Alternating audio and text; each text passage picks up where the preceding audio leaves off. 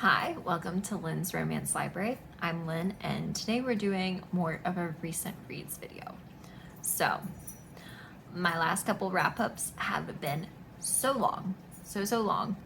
I'm gonna try and do recent reads that are going to be somewhat more frequent so that I'm not having hour-long videos. This is going to start for November 1st and go through November 9th. So this is the first 9 months of, or the first 9 days of the month of November, and I do have my computer down here. You just saw it flash up.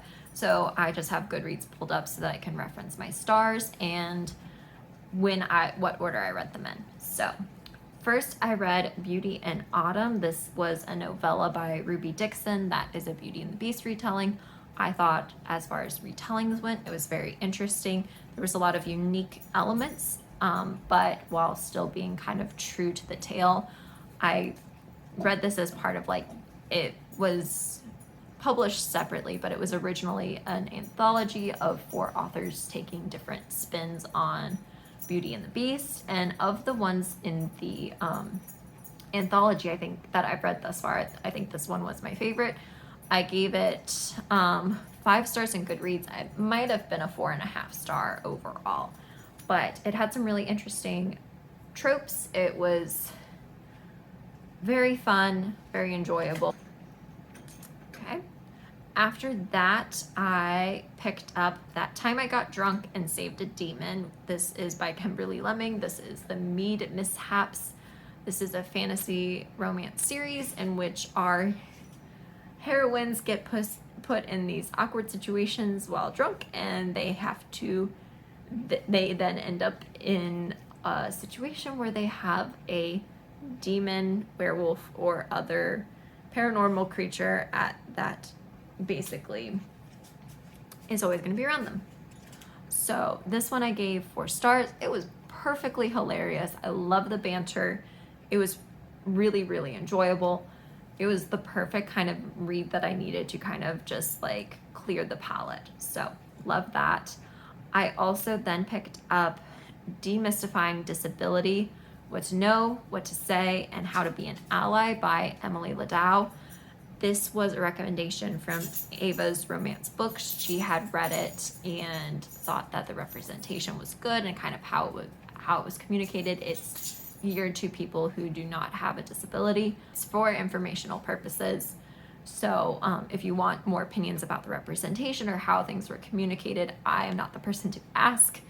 You can talk to Ava's Romance Books. I think also Bree from In Love and Words has read this, and they would be better people to ask than me. I then picked up Mistlefoe by Kimberly Lemming. This is a holiday novella that takes place in between book 1 and book 2. Perfectly enjoyable. I think I gave it 4 stars. It was short, sweet, did the job. Then I read A Princess in Theory by Alyssa Cole. I read it on audiobook. This is about our heroine who has been getting emails that she thinks is spam from a Nigerian prince or African prince wanting personal information to confirm her identity as a princess with an arranged marriage with this prince in Africa. And so she thinks it's spam. She thinks it's scammers trying to get her information. And the premise is hilarious. Love the premise. And I enjoyed the first half of the book. I think there was a lot of interesting things being done with the African prince and how they have their meet cute, and how there's a lot of insight that our hero can get from this situation. Both of our characters are Black, so that was really good representation. Our heroine is a scientist, or is in epidemiology, or the study of diseases, and so there's a lot of interesting things. The STEM representation was really great, but the last half of the book ended up feeling a little rushed. It felt a little predictable. There was kind of this mystery plot of why did our heroine end up in Africa, not knowing about her birthright. And it was a little predictable. It was a little too clean. I would have liked it to have a little bit more pizzazz. So it was a 4-star read, but it was perfectly enjoyable. Then I read That Time I Got Drunk and Needed a Love Potion at a Werewolf by Kimberly Lemming. This one wasn't quite as spectacular as the first book in the series. I loved Felix. That's our hero's name. Our heroine, Bree, was not quite as fun. I didn't love their banter and relationship together quite as much, but it was a 4.5-star read. There's very nitpicky things about this series and about this book. They're fun. And it's my type of fantasy romance. There's some sword swinging and stuff like that. For the most part, our characters aren't in danger. No one really dies. We're great. Love it. Then I picked up The Kiss Curse by Erin Sterling. I saw Paperbacks and Planners read this in a Halloween spooky witchy vlog, and she said that the audiobook was really entertaining, and she kind of just sat down and blew through it.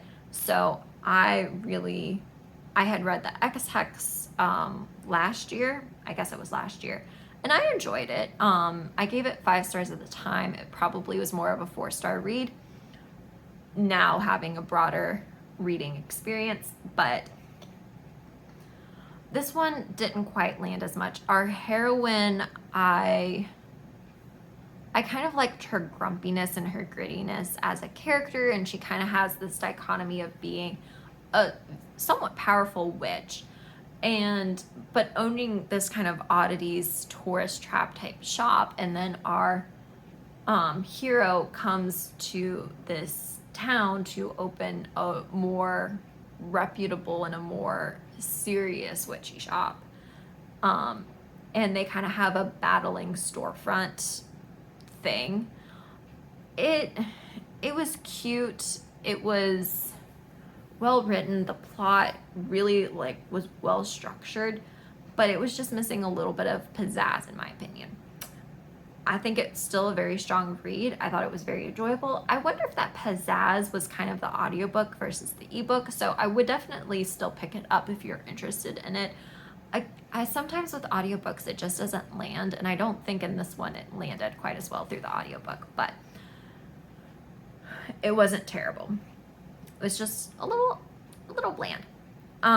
Then I finally picked up a new alien romance series because I wanted something a little bit shorter than Resisting Maxu, which is the next Clatians book. And also I kind of want to have it as a break in case of emergency book.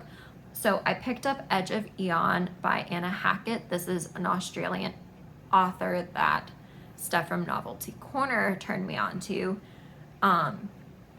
In this, our heroine basically gets blackmailed into kidnapping our hero. He is from a different alien race that humans tried to contact a while back, and the aliens were like, humans are a hot mess. We don't need to be interacting with them, which I find as a very relatable thing, and I can see that happening very easily. But Earth's on the brink of destruction with a separate alien species that are kind of gross.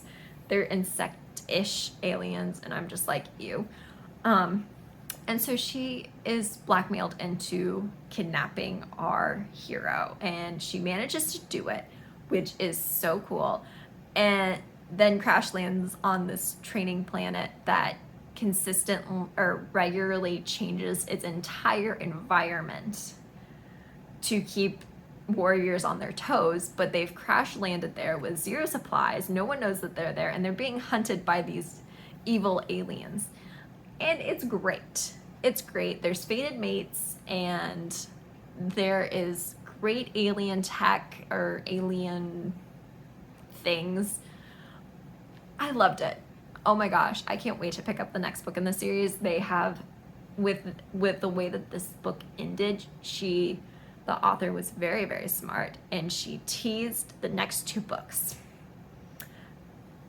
That is a great way to get me hooked, is book 2 and book 3 have overlapping timelines, and they both are set up at the end of the first book.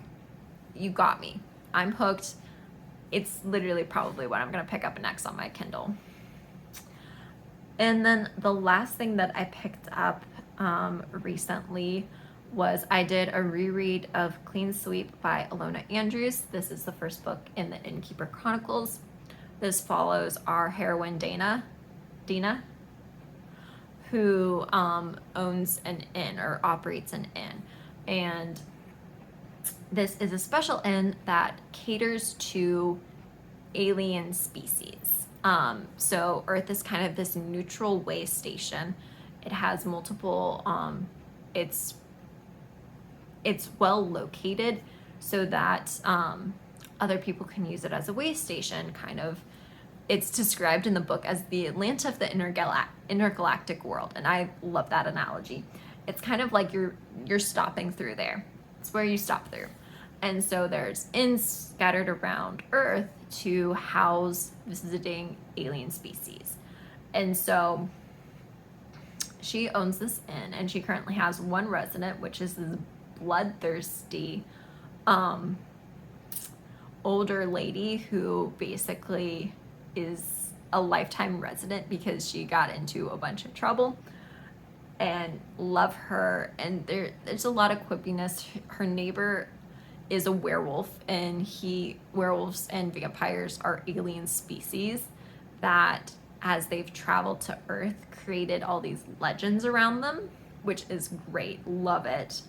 And so anyway, so in the process of it, we find out that there's some bad aliens near her home, and there's this overarching plot, and it's great. It's a good introduction book to the series. I read this on graphic audio. I enjoyed the graphic audio experience. I will say there was kind of there were a couple moments where our main character is kind of narrating what happens, and it felt a little bit like a Western. It's set in Texas, so I think they kind of leaned into that kind of Western feel a little bit, which was a little disjointed for me, having read the ebook first, because my brain is like, this is very much a sci-fi fantasy, and then to have kind of some of these elements that read through the audiobook read a little Western. But I love the story. I love the characters. I love the overarching plot of this. I'm still planning on rereading the rest of the books in the series. I'm not sure if I will reread the graphic audio of all of those, but we'll see. But that's probably my, that and the Mead Mishaps by Kimberly Lemming are kind of the standouts for this part of the month thus far. So thank you so much for watching. I have really enjoyed chatting with you about some of the books I've recently read. Great news is this is going to be a shorter video, which I need shorter videos. And if you would like to chat about any of these books, please leave a comment. Still like it if you enjoyed this video and my content. And I can't wait to see you in the next video. Okay, bye.